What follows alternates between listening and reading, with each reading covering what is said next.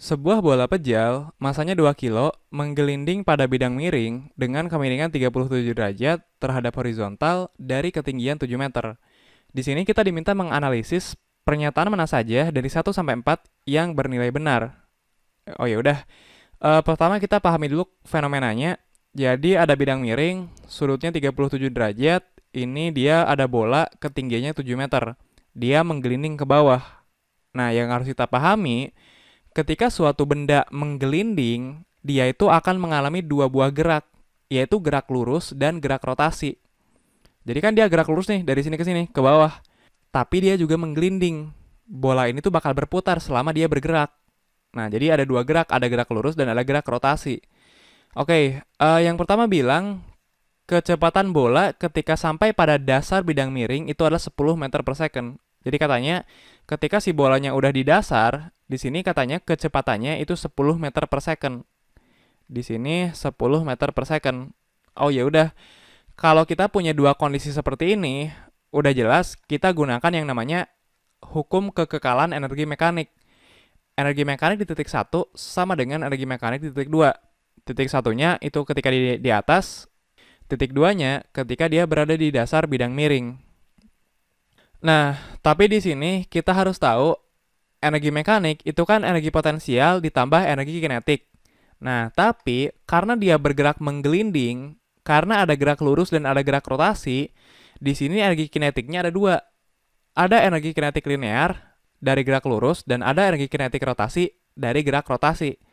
Jadi energi kinetiknya dua. Nah, oke, di sini ada beberapa yang bisa kita coret. Yang pertama, kita tahu ketika di awal dia belum punya kecepatan. Di sini kecepatannya 0.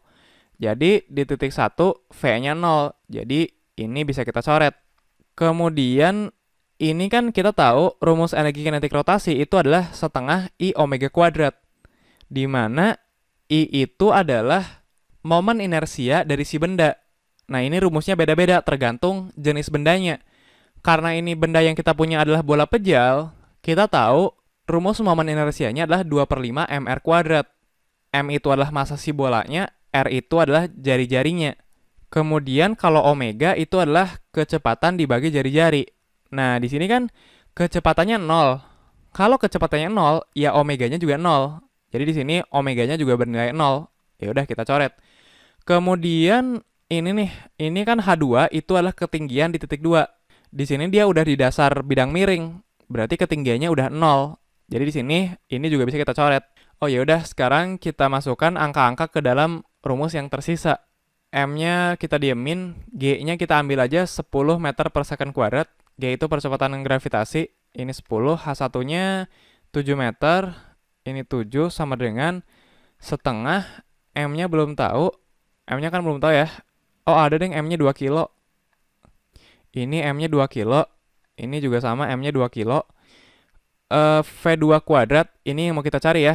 Ini V di titik 2, ini mau kita cari V2 kuadrat ditambah setengah I.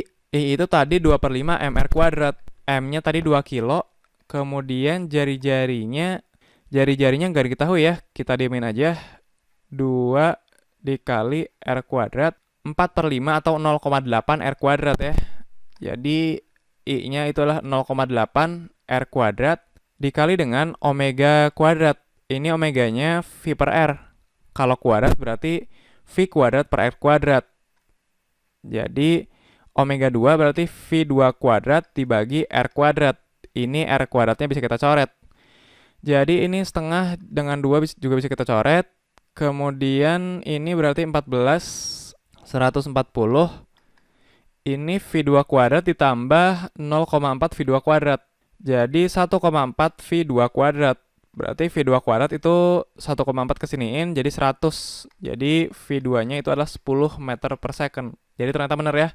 Di dasar bidang miring, dia kecepatannya 10 meter per second. Jadi pernyataan satu benar. Sekarang kita cek pernyataan yang kedua.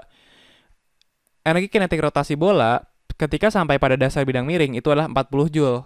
Nah, oke, kita cari energi kinetik rotasi dari bola ketika dia sampai di dasar bidang miring. Ya udah, tadi rumusnya untuk energi kinetik rotasi itu adalah setengah I omega kuadrat. Tadi mah udah sempat kita cari ya. Di sini sama. I-nya tadi 0,8 R kuadrat.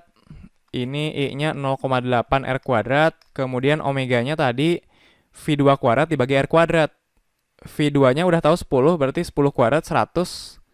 Ini 100 dibagi R kuadrat. Coret, coret. Ini 0,4 dikali 100 itu 40. Benar nih 40 Joule. Jadi pernyataan yang kedua juga benar. Pernyataan yang ketiga kita cek. Percepatan bola menggelinding adalah 4,3 meter per second kuadrat. Nah, jadi katanya ketika bola ini bergerak, dia percepatannya itu 4,3 meter per second kuadrat. Ya udah kita cek. Di sini ketika bola menggelinding, dia akan ditarik sama suatu gaya. Kalau kita pengen tahu percepatan kan kita harus tahu gaya apa saja yang bekerja pada benda tersebut. Jadi di sini dia akan ditarik sama gaya gravitasi. Nah, tapi kan si bola geraknya nggak ke bawah, tapi dia ke sini kan geraknya. Nah, berarti kita harus tahu nih gaya yang menarik dia ke sini. Ya gaya gravitasi juga, tapi gaya gravitasi ini perlu kita uraikan menjadi dua buah gaya yang saling tegak lurus. Jadi di sini kita uraikan si gaya gravitasi ini menjadi dua buah gaya yang saling tegak lurus. Ini gaya yang pertama. Kita tahu ya suatu gaya itu bisa kita uraikan jadi dua buah gaya yang saling tegak lurus. Kemudian yang tegak lurusnya itu yang ke sini. Nih kira-kira ke sini. Nah, jadi si gaya gravitasi ini akan kita uraikan menjadi dua buah gaya yang saling tegak lurus, yaitu yang ini dan yang ini. Nah, rumusnya apa? Kita tahu ini kan sudutnya 37 derajat.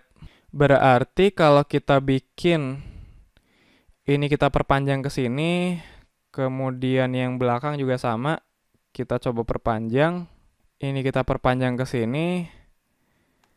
Terus yang kuningnya, atau mending di sini ya. Mending kita bikin di sini aja deh biar lebih jelas. Ini udah bikin nih, set. Di sini kayak gini. Kemudian kita bikin garis vertikal dan garis horizontal. Nah, ini kan gaya gravitasinya ke sini ya. Sementara gaya yang narik bola ke bawah itu yang ini nih, yang searah gerak benda. Ini yang mau kita cari nih, gayanya apa?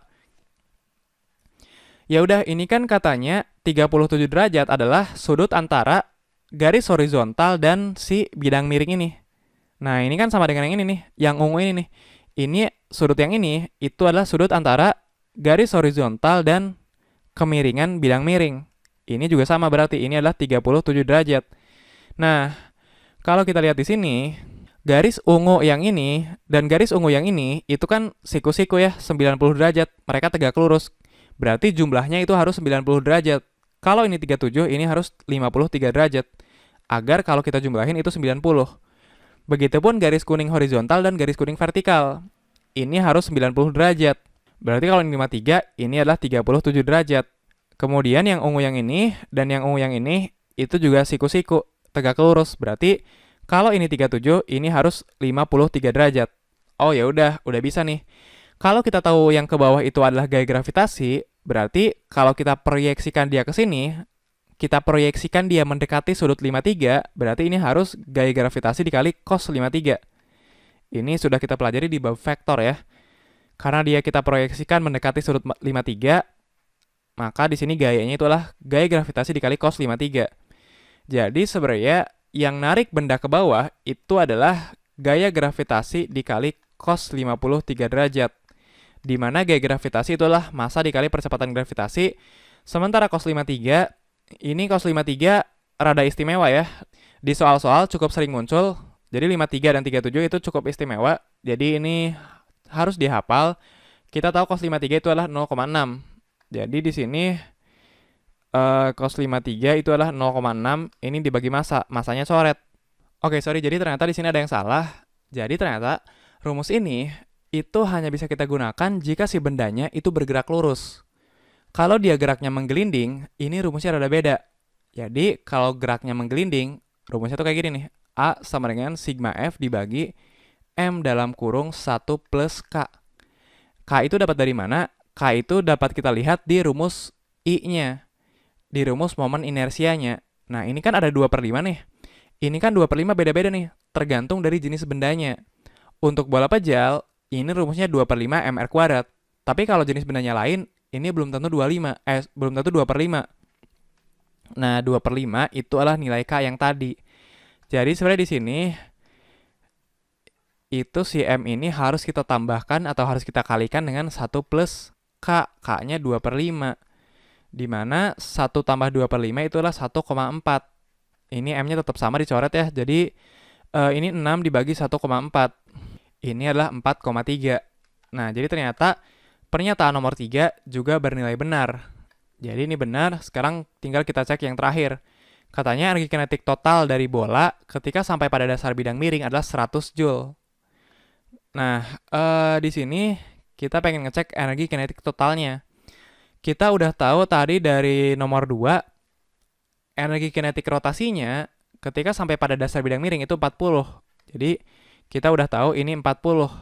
Katanya ini 100. Berarti ini harus 60 dong. Ya udah kita cek. Energi kinetik linear itu setengah mv kuadrat. Di mana M-nya itu 2, V-nya tadi kita dapetin dari sini 10. Di sini berarti 10 kuadrat atau 100 Joule. Nah, jadi salah ya. Ternyata energi kinetik linearnya 100, berarti totalnya itu 140, bukan 100. Jadi, kalau nomor 4 ini salah. Jadi yang benar itu 1, 2, dan 3. Jadi jawabannya yang A.